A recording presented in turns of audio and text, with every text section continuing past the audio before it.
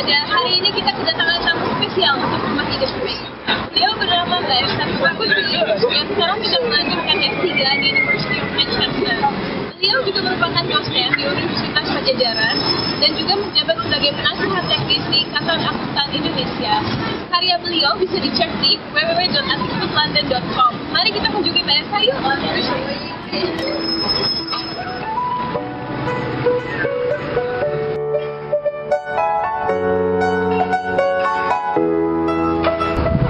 Halo Mbak Elsa, apa kabar? Baik, kabar baik. Sip. Ya. Oke Mbak, perkenalkan diri dulu dong ke Sobat PPIU UK. Risetnya di bidang apa Mbak? Saya itu ambil S3 bidang akuntansi, sekarang tahun kedua di Manchester Business School dengan supervisor Profesor Christopher Humphrey dan Dr. Edward Lee. Oke Mbak Elsa, dapat beasiswa S3 dari mana? Nah, beasiswanya itu saya disupport Universitas Pajajaran untuk dapat beasiswa dari Direktorat Pendidikan Tinggi Kementerian Pendidikan. Jadi dapat beasiswa dikti ya istilahnya. Terus Mbak Elsa bisa cerita kenapa memilih S3 di UK? Ya, S2 saya dulu di Melbourne ya, sekitar 10 tahun yang lalu. Jadi pasti kepikiran lah untuk S3 di Australia, dan kenal sama negaranya. Kemudian lebih hangat daripada UK yang mendung juga. Terus jadi saya waktu itu juga apply ke Australia juga. Tapi kemudian karena riset saya itu tentang standar akuntansi internasional, dan kebetulan yang bikin standar itu ada di London nih, dewannya. Jadi saya berpikir kalau saya ke UK, saya bisa belajar lebih banyak ya. Dalam arti saya bisa sit in, observe meetingnya, saya bisa belajar lebih banyak. Itu alasannya sih kenapa ke UK. UK juga bagus sih akuntansinya ya, saya lihat terutama NDS. Keren lah untuk riset akuntansinya. Oke, terus bisa diceritakan kenapa Mbak Elsa memilih MBS? Saya ketika memilih universitas tentunya pilih yang paling bagus yang bisa saya masukin ya, sesuai dengan kemampuan saya, tapi yang levelnya paling bagus. Waktu itu saya kirim ke Eropa tuh 3 ya, ke Jerman, ke Oxford. Jerman tuh ke München University, kemudian ke Oxford, dan ke MBS.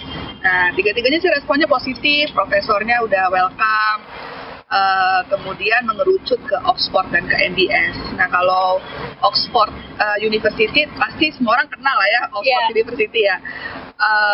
Cuma kalau untuk riset akuntansi S3 ya, S3 riset akuntansi kayaknya MBS lebih bagus rankingnya ya, ranking risetnya dibandingkan dengan Oxford Business School. Jadi itu salah satu alasan pilih ke Manchester Business School. Mudah-mudahan nggak menyesal ya menolak Oxford. Oke Mbak Elsa punya tips untuk mahasiswa Indonesia yang ingin melanjutkan S3 di UK? Tips saya untuk teman-teman yang lagi cari sekolah ya, menurut saya sih pertama kita lihat dulu universitasnya ya. Maksudnya tidak semua universitas di UK itu bagus. Bukan berarti mentang-mentang universitas ada di UK terus bagus gitu kan. Jadi diteliti dulu ranking universitasnya. Nah, saran saya sih ambil yang top 50 lah atau top 100 world ranking. Nah, dari universitas yang bagus itu kita lihat mana yang bidang studinya paling kuat untuk bidang studi kita. Misalnya dari top 50 saya akuntansi, mana nih dari top 50 ini akuntansinya skor risetnya paling bagus. Nah, kalau di akuntansi itu NDS, London School of Economics, London Business School itu termasuk yang top 3 ya. Nah, kemudian baru cari profesornya di dalam universitas itu, mana yang cocok dengan kita, risetnya, kemudian kita apply. Nah, ada beberapa teman yang melihat approach saya ini berbeda ya. Jadi mereka berpikir nggak usah mikir universitas ya, pokoknya cari aja profesor yang paling bagus, universitasnya apa nggak masalah gitu. Yang penting profesornya dong kalau S3. Itu boleh juga sih, tapi kan kalau profesor bagus, biasanya mereka juga nempelnya di universitas yang bagus ya. Iya. Jadi kalau memang kita itu mulai dari universitas yang bagus, kemungkinan dapat profesor yang bagus itu lebih besar dibandingkan misalnya kita cari profesornya dulu gitu.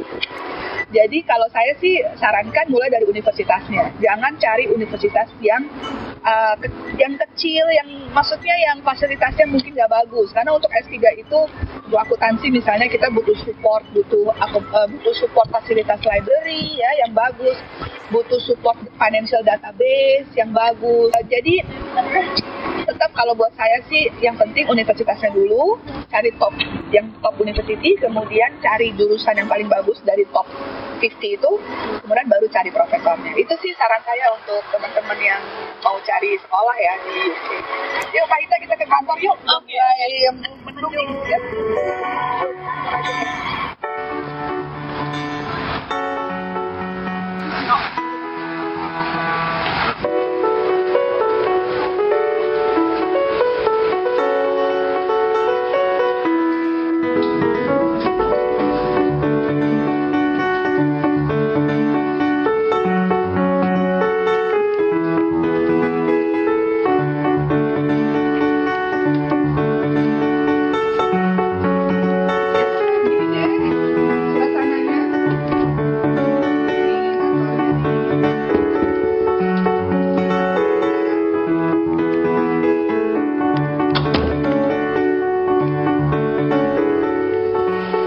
Ya Pak Hita, ini dia nih kantor saya nih. Ya lumayan lah buat kerja, cukup nyaman.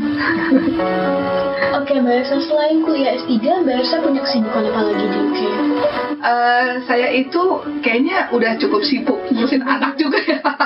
Punya anak 2, tapi kebetulan saya ini masih jadi penasehat teknis Ikatan Akuntan Indonesia.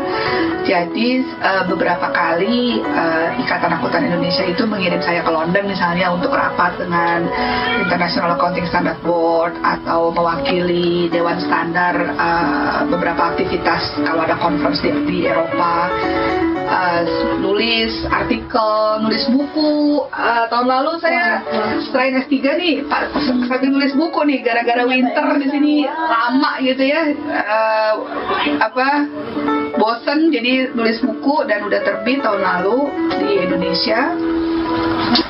Gitu deh aktivitasnya. Hebat ya teman-teman, Mbak Elsa nulis buku loh. Ini buku yang kedua Pak Hita. Buku yang pertama itu textbook accounting saya tulis tahun 2008 ya. Ini buku yang kedua, buku akuntansi sih. Orang biasanya boring ya. Wah, akuntansi lagi. Tapi ya emang dunianya di situ.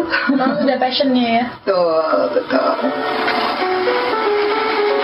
Oke, Mbak Elsa, bisa diceritakan riset Mbak Elsa secara detail ke UK? Riset saya itu sebenarnya sederhana Pak Hita. Jadi saya sebelum ke UK itu saya aktif membantu Dewan Standar Akuntansi Keuangan di Indonesia untuk membuat standar akuntansi. Nah, ketika saya PhD di UK, saya itu melihat bagaimana standar akuntansi itu dibuat, bagaimana keputusan suatu keputusan dewan itu caranya bagaimana mereka mengambil keputusan.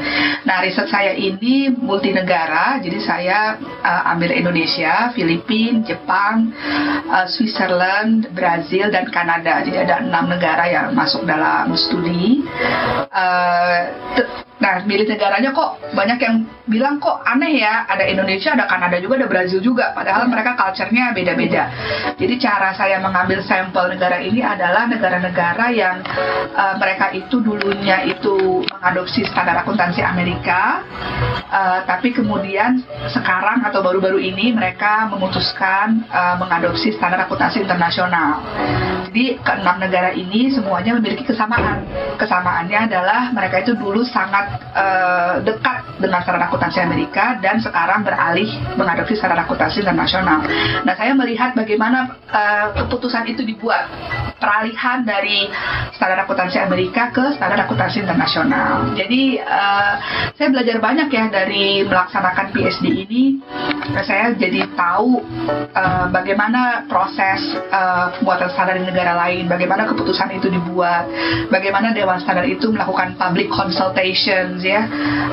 Dan itu kadang-kadang hasil riset saya juga saya komunikasikan ke Dewan Standar di Indonesia, karena saya sekarang masih technical advisor-nya mereka. Jadi saya juga banyak kasih masukan. Oh, saya belajar Kanada begini nih, kayaknya bagus nih untuk diterapkan di Indonesia. Jadi saya kasih saran. Jadi saya senang ya, PhD-nya itu bermanfaat gitu. Jadi selama proses PhD ini saya merasa dapat banyak ilmu, tapi juga merasa manfaatnya ada gitu ke Indonesia. Betul. Oke Mbak Elsa, tadi risetnya katanya mengenai 6 negara. Itu gimana Mbak Elsa? Apa Mbak Elsa mengunjungi tiap negara? Nah, itu juga ya, repot ya kalau 6 negara saya kunjungi semua. Ya jelas biayanya pasti besar.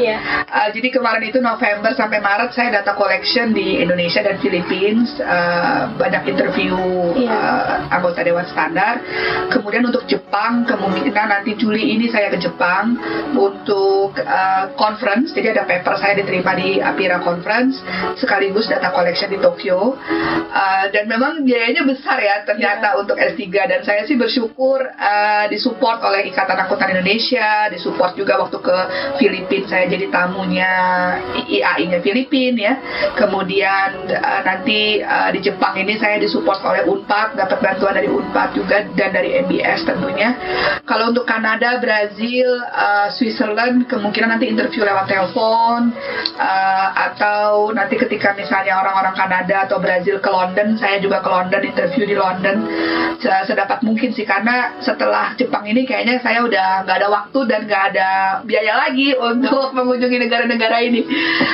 Tapi so far it's been fun, seneng deh untuk S3. Oke Mbak Elsa, terima kasih banyak